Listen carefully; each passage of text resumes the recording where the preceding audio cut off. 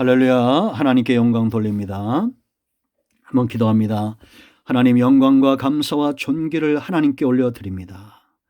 이 말씀을 듣는 주의 백성들을 하나님 앞에 올려드리오니 이 말씀을 들을 때마다 저들의 신앙이 새로워지고 삶은 부유하게 하시며 사역은 능력 있게 하시고 다시 오실 주님을 기다림에 부족함이 없도록 귀하게 쓰임받도록 세워지게 하셔서 오늘도 종을 낮추시며 겸손히 사무엘처럼 주의 말씀에 귀를 기울이게 하옵소서. 말씀하실 하나님을 기다립니다. 예수님의 이름으로 기도합니다. 아멘. 자, 여러분, 우리가 이제 21장부터 22장 5절까지 없는 것들 크게 6가지 살펴봤습니다. 처음 하늘과 처음 땅, 바다가 없다고 그랬죠. 그 눈물, 애통은 곡하는 거 이게 없다고 그랬습니다. 그리고 목마름이 없다고 그랬습니다. 사망이 없다고 그랬어요. 그 다음째는 성전이 그곳에 없었고 어둠이 없다라고 그랬습니다. 6가지 살펴봤는데 이제 있는 것들이 있어요. 크게 5가지인데 자, 그 첫 번째 보겠습니다. 1절, 2절 말씀을 보면 21장 새 하늘과 새 땅이 있었어요. 새 하늘과 새 땅이다 라고 말합니다. 새 예루살렘, 거룩한 성, 예루살렘 장막이 있다 이렇게 말합니다. 어느 분이 이스라엘 수도는 예루살렘이고 천국의 수도는 새 예루살렘이다 이렇게 말했어요. 여러분, 왜 여기서 이렇게 새 하늘과 새 땅 또 새 예루살렘 이런 표현들을 할까요? 예루살렘은 우리 이 땅에서 지명도 있잖아요. 그죠? 근데 왜 이런 표현들을 쓸까요? 하나님의 약속은 어제나 오늘이나 영원토록 동일하시다라는 걸 여러분들 아셔야 됩니다. 하나님은 절대 거짓말할 수 없어요. 새 예루살렘 2절 말씀 새 예루살렘 그랬죠. 하나님이 예루살렘에 성전을 세우시고 또 예수님이 예루살렘부터 유다와 사마리아와 땅까지 복음이 전파되는 이 놀라운 말씀들을 하셨던 것을 우리가 봅니다. 여러분, 우리는 장차 이제 이 복음이 이스라엘을 회복시킬 겁니다. 지금은 하나님이 특별하게 더 이스라엘을 다 사랑한다 아니에요. 예수 믿는 사람들이 전부 이스라엘입니다. 로마서 11장에서 참 감람나무에 꺾여진 부분에 접붙임을 당한 들감람나무가 바로 저와 여러분이죠. 그럼 참 감람나무 된 거예요. 이제 우리는 아브라함과 다윗처럼 존귀한 존재가 되었다는 겁니다. 할렐루야. 장차 우리가 하나님의 나라에 들어갈 수밖에 없는 이유입니다. 그곳에 가면 우리가 새롭게 만드신 이 나라를 볼 겁니다. 여기서 우리가 이 표현들에 우리가 주목해야 되는데요. 새롭다 그랬습니다. 이건 다시 말하면 이 예루살렘은 하나님의 심판을 면할 수 없을 정도로 죄악의 도성이었다는 거예요. 그죠? 예수님 당시나 여러분 사도 바울 때도 그랬고 과거에 예루살렘이 타락했을 때 됐습니까? 거짓 선지자들이 판을 쳤고 거짓 사도들 또 신실한 백성들은 피를 흘리는 곳이 바로 이것이었죠. 예수님을 십자가에 못 박은 곳입니다. 그러나 하나님은 이곳을 새롭게 하실 거예요.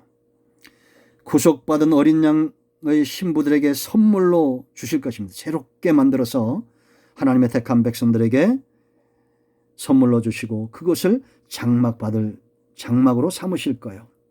근데 이곳의 특징이 또 있어요. 거룩하다 그랬습니다. 2절 말씀 보면 내가 보면 거룩한 성 그랬습니다. 9절로 21절까지 말씀 보면 이 예루살렘 성의 모습을 이야기하면서 거룩을 강조합니다. 하나님이 거룩하시기 때문입니다. 그리고 하나님과 더불어 그의 백성들이 거할 곳이기 때문에 거룩한 거예요. 그러니까 여러분, 이 땅에 임한 이 하나님의 나라를 체험하는 저와 여러분, 성령에 의해서 이 나라를 우리가 체험한다고 그랬죠.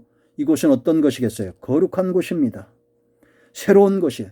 성령은 우리를 새롭게 하시고 날마다 우리 안에서 하나님을 쫓아 의로운 삶을 살게 하시고 의로운 길을 걷게 하시고 거룩한 길을 걷게 하시는 분입니다. 이미 임한 이 하나님의 나라의 맛은 거룩에 있어요. 여러분, 세상에 가장 맛있는 것은 악이 아니잖아요. 선한 것, 거룩한 것이잖아요. 우리가 친구를 사귈 때도 어떤 친구가 이해하기 쉽게 어떤 친구가 맛이 있습니까? 어떤 친구가 정말 깊은 맛이 납니까?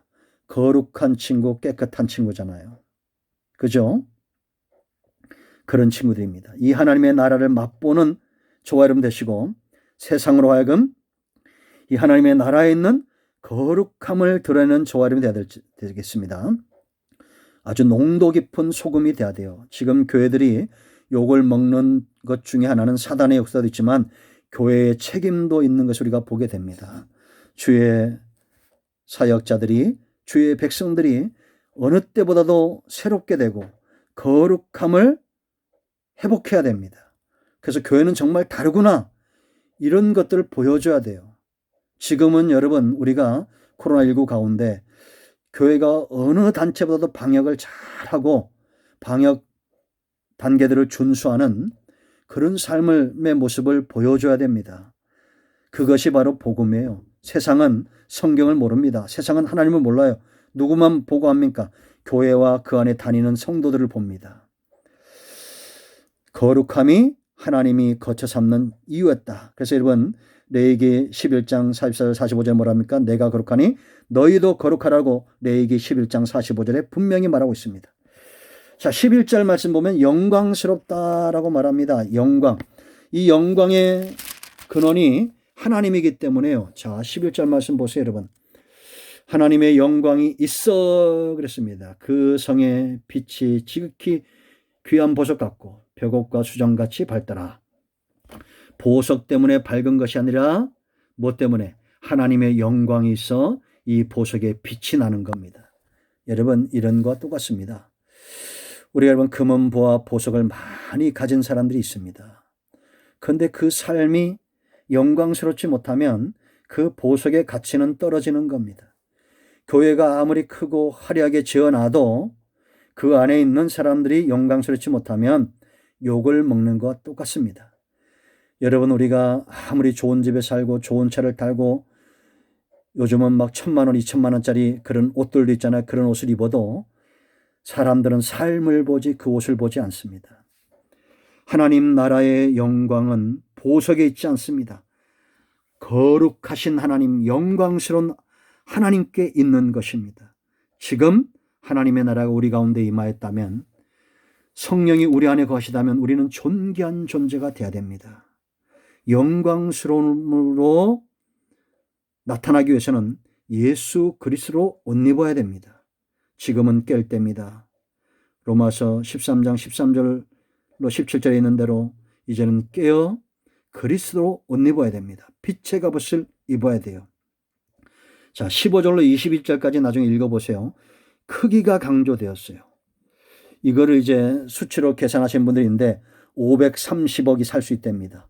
사방 2,400km랍니다. 분명한 것은 그러나 분명한 것은 우리가 하나님의 말씀이죠.